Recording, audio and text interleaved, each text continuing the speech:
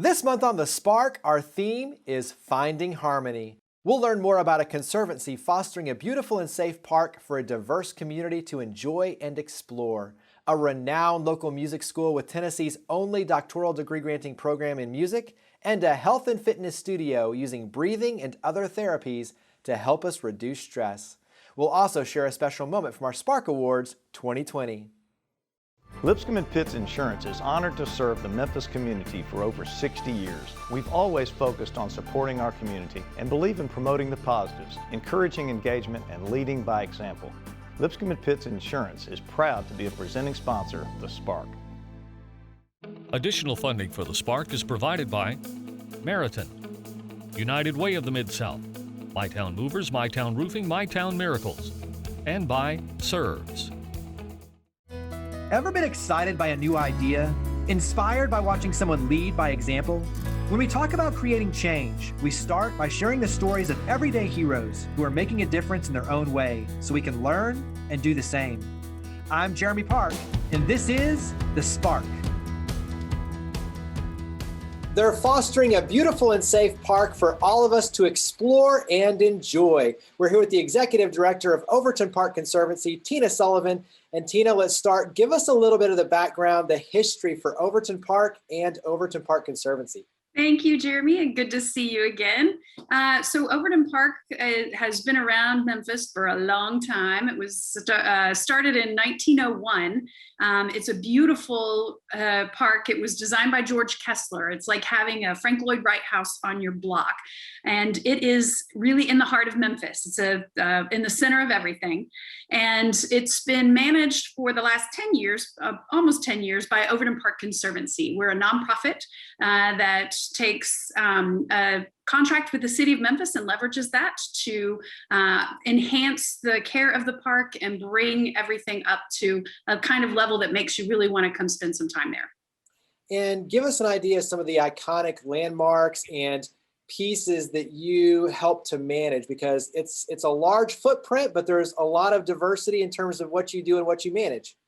There's a little bit of something for everyone at Overton Park. So we manage 184 of the park's 342 acres. So you can also go to the zoo, the Brooks Museum, take in a show at the Levitt Shell, and play around a golf before you even get to the areas that we manage. And then we take care of the 126 acre Old Forest State Natural Area, which just is a marvelous gem in the heart of Memphis, one of only 3 urban old growth forests in the entire country. And then, if you're wanting to take a jog or play on the playground or bring your dog to the dog park or have a family reunion in one of the pavilions, you would be experiencing the area that we manage. And give us an idea, 50 years, there's a special moment that's going on right now in terms of what you're celebrating. Yes, this is a milestone year for us. 50 years since the Supreme Court of the United States intervened to save Overton Park from the freeway expansion, thanks to a group of activists who got together and said, we cannot let this park be destroyed. And we are celebrating that all year long. And we're going to be telling stories about it. We're going to have an event in the fall to really raise a glass to everyone who has ever participated in the long-term care and protection of Overton Park. And I know that the public can submit in, so talk about how the public can help share the story and be a part of the story. Sure, we love collecting stories from members of the public because everyone is so different and uses the park so differently. So we're asking people to submit their stories to us. You can go to our website. It's overtonpark.org/stories. Or if you prefer social media, you can just hashtag Overton Park Stories, and we will collect those and add them to our archive and share them back out. When you look at finding harmony and peace, you were really, to me, just really awesome in terms of letting us go through and do a tour and experience it. But when you talk about nature and being a part of it, describe some of those pieces that everyone in our community, the diversity of our community, has a chance to enjoy.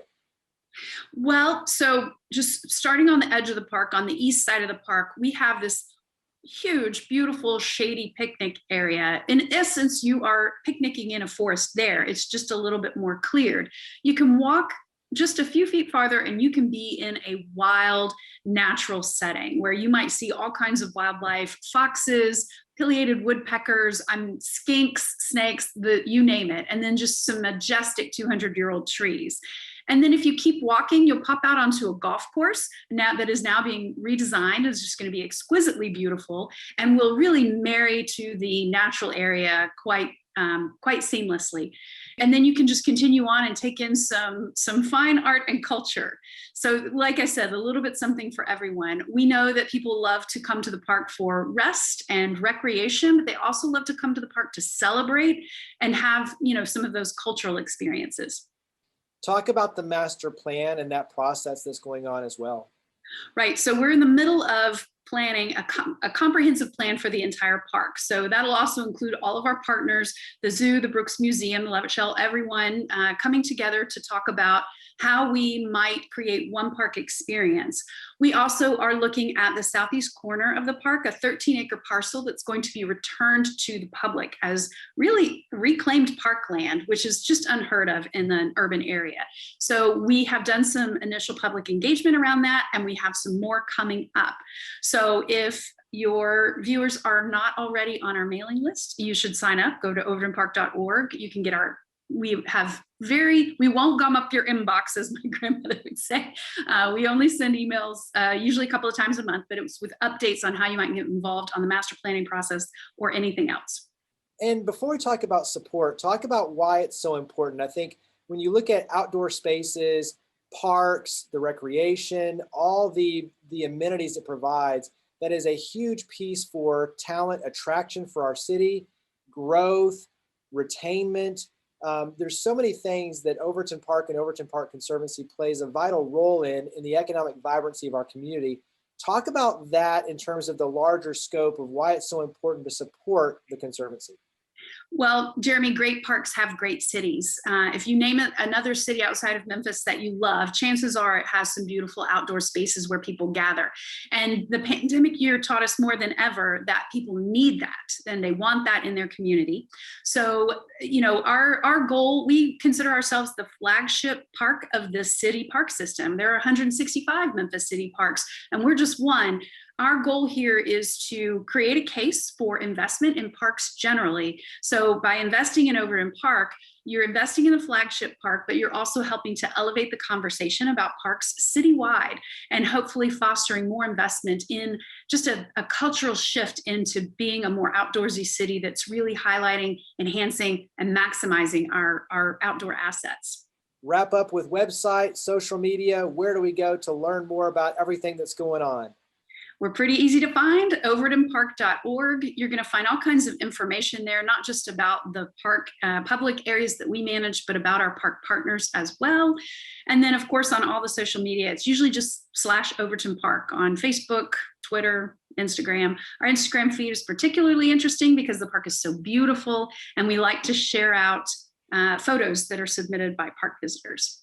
Absolutely. Well, you make it easy. It is beautiful to follow you on social media, and greatly appreciate all you and your amazing team do. Thank you, Tina, for coming on the show. Thank you, Jeremy. Always great to talk to you.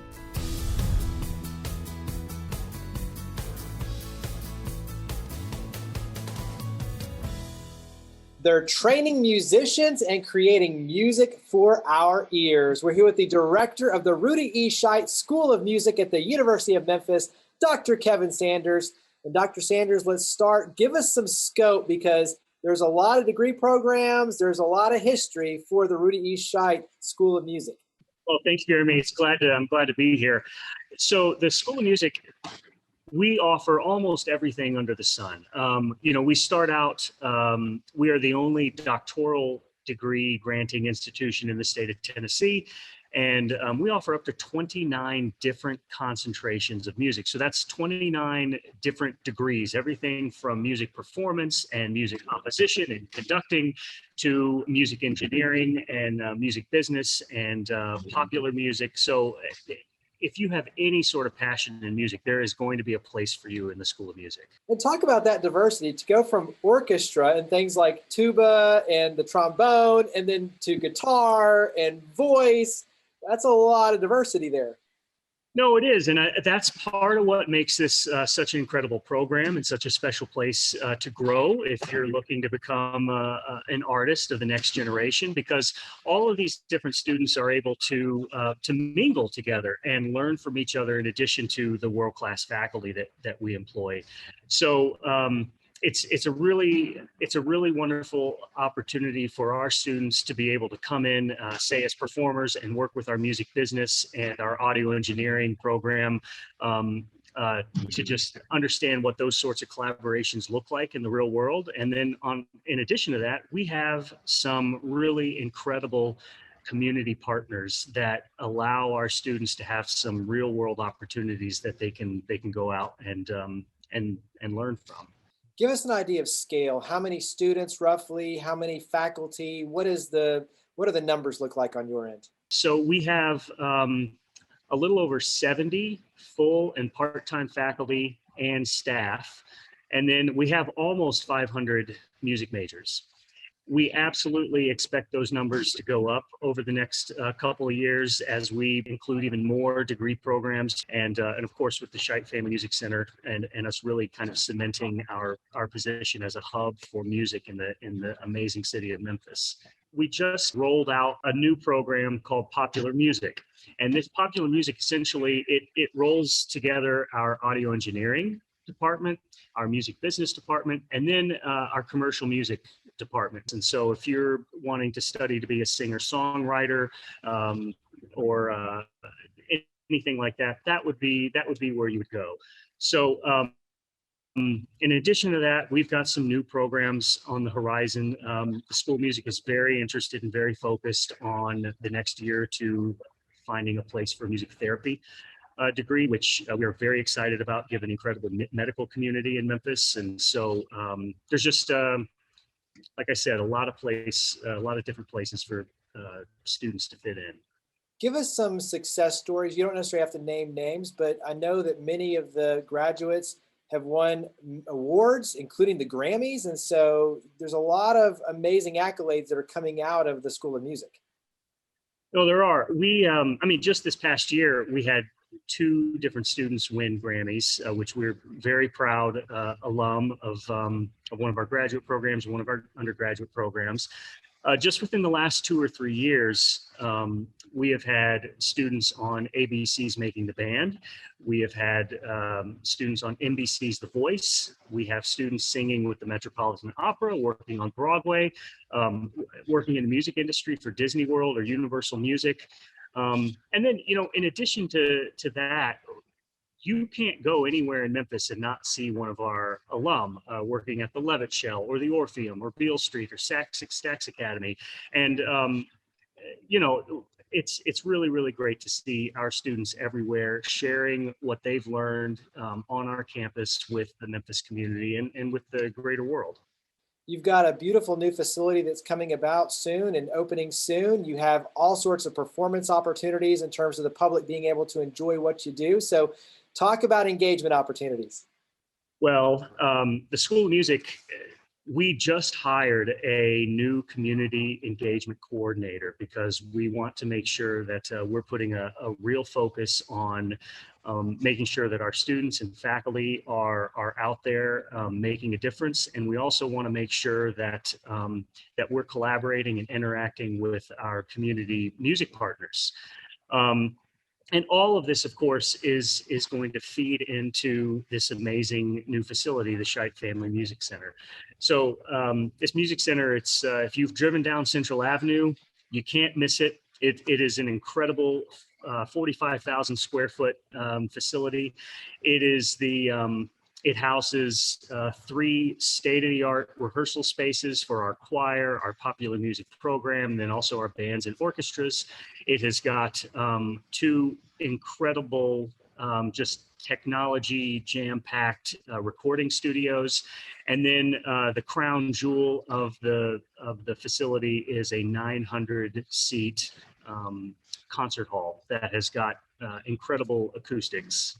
And so talk about website, social media, where do we go to learn more and also be up to date on all the performance opportunities? You can go to www.memphis.edu/music, and you can find everything you would want to know. Our social media channels are tied to there on Facebook and Instagram. If you're a School of Music alum, we have a LinkedIn page. We would love for you to connect to us through there. And we are, in the next coming weeks, we are going to be revealing our 21-22 season, and we have so many exciting performances planned, not only with our students and faculty, but with our community partners, because I think I can speak for everybody. We are ready to get back together and start making music again and sharing that with everyone. Well, Dr. Kevin Sanders, thank you for all you and your team do. Greatly appreciate it. Thank you for coming on the show. Thanks so much, Jeremy. It's been a pleasure.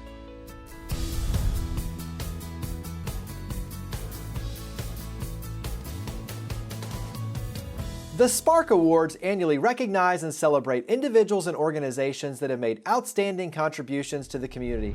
The 2020 recipient of the Nonprofit Award for organizations with a budget between $1 million and $5 million is Slingshot Memphis. Slingshot Memphis is working to create a demonstrable reduction in poverty by way of promoting a results-driven poverty-fighting ecosystem. And for us to be successful at this mission, Slingshot performs three critical functions. First, Slingshot is uniquely equipped to identify which organizations have the evidence or the potential to create the most impact. Second, Slingshot helps those nonprofits who are fighting poverty maximize their poverty-fighting impact. And last but not least, Slingshot attracts and directs capital to high-impact interventions and solutions. We started in 2017, and we have very purposefully expanded based on our bandwidth. And so we started with 4 organizations in 17. We added 6 organizations in 18. Fast forward to right now, we're working with 23 nonprofit organizations, all in Memphis, all doing really important things in the fight against poverty, whether it's related to food security or education, shelter, and so on. And our goal is to work with an additional 30 to 50 organizations in the next 3 years. So one thing we care deeply about is opportunity cost. And so there is a tremendous amount of power in charitable giving that is not being allocated right now. And so what we do is we quantify really the impact of putting money to work well faster. Our first year, we have a unique funding model. So let me say that we have 2 funds. Our first fund is our measurement fund. It covers all of our costs. So all the work it takes, all the cost it takes to do this work is completely subsidized by a few measurement funders in our board of directors. Separately, we raise money in the community. We're trying to build the next generation of bold and smart donors in Memphis, which is really important in the fight against poverty. So the first year we wanted to raise $500,000 and we did it. And every penny went directly to our organizations at that time. The next year, our portfolio expanded and we wanted to raise $1 million and we did it. About 350 some odd people got together, we aggregated those funds and directly invested every penny by the end of the year. Last year, we were fortunate to raise $1.5 million and invested every penny. Poverty is super complex, but there is evidence-based solutions that are being done and have been done for a long time, and is really important. To love our neighbors as ourselves, we have to be excellent stewards, and we have to invest in those things with the evidence or the potential to create the most impact. And if we do that, if faith communities and businesses and individuals and families and foundations began to earmark their dollars in a more meaningful way and do it faster, it would help a lot of individuals and families. And so that's why we do what we do.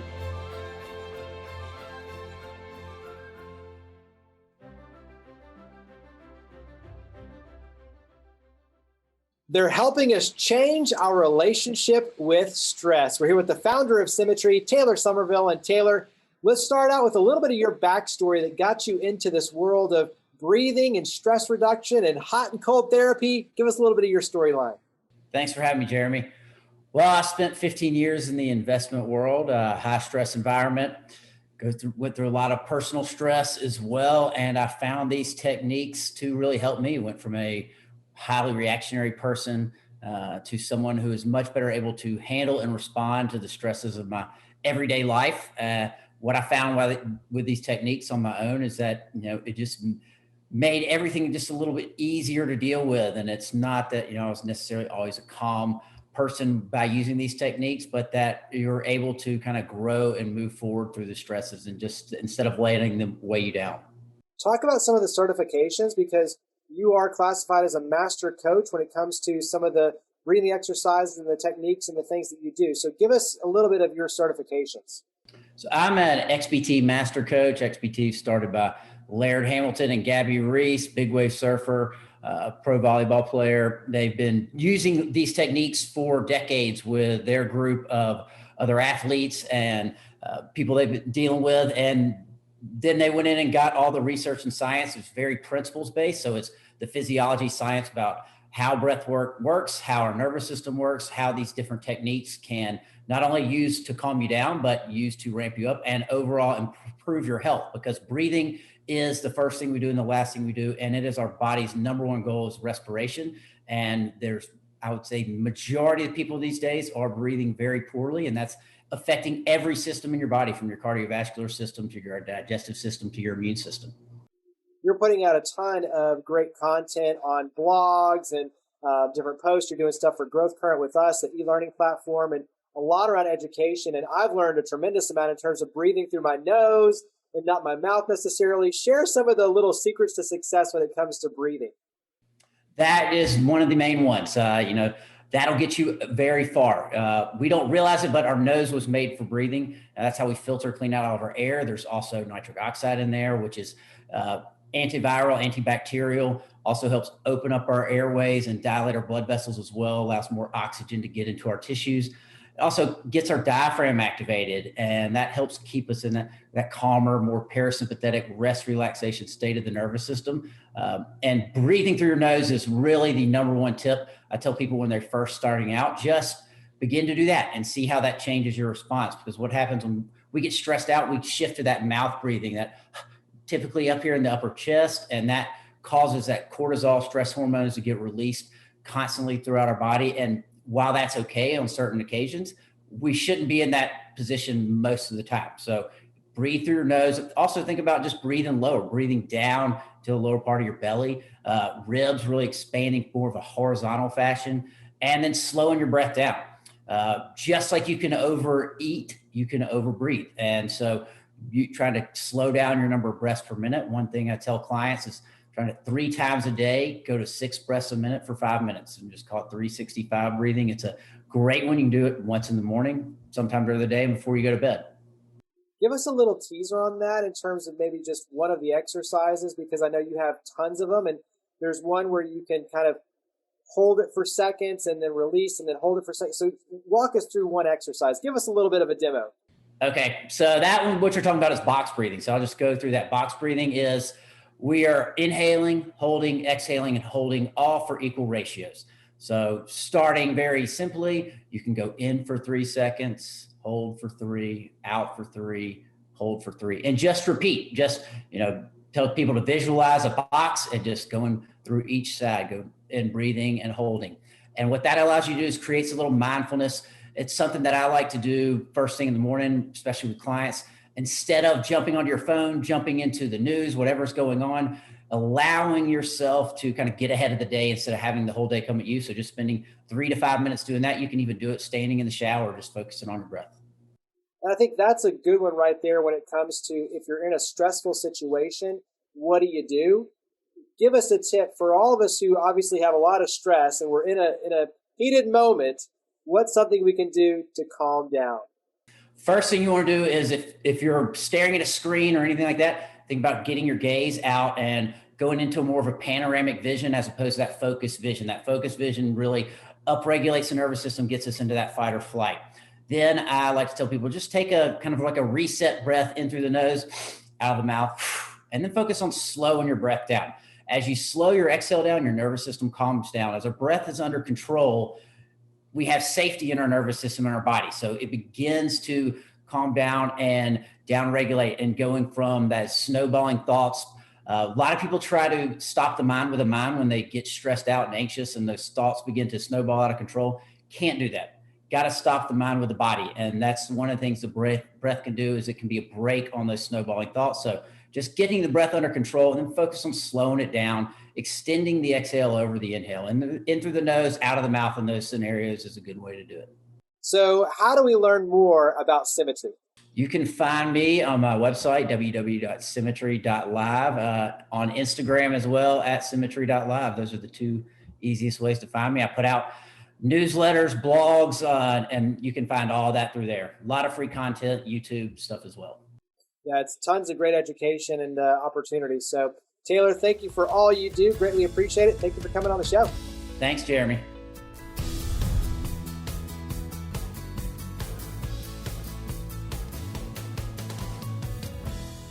Finding harmony is something I feel like we've all been searching for during the pandemic, and it's something we strive to find in our personal and professional lives each day. It's almost impossible to find balance in life between family, work, friends, our responsibilities, social media, and the challenges and opportunities that come our way each day. But finding harmony with the ebbs and flows gives us greater flexibility to be present and enjoy the moment, knowing that the highs and lows are part of our personal song.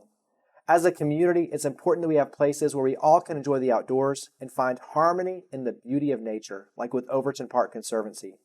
It's important for us to have the arts, like with the Rudy E. Scheidt School of Music at the University of Memphis, where we can immerse ourselves in the wonder of creativity and find harmony in both the music and the way it makes us feel and come together.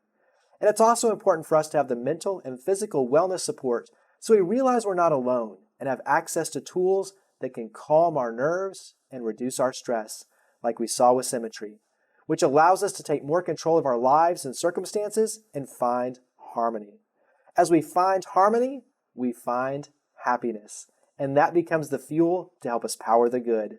So thank you for watching The Spark. To learn more about each of the guests, to watch past episodes, and to share your stories of others leading by example, visit WKNO.org and click on the link for The Spark.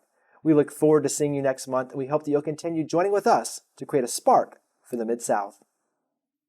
Lipscomb & Pitts Insurance is honored to serve the Memphis community for over 60 years. We've always focused on supporting our community and believe in promoting the positives, encouraging engagement, and leading by example.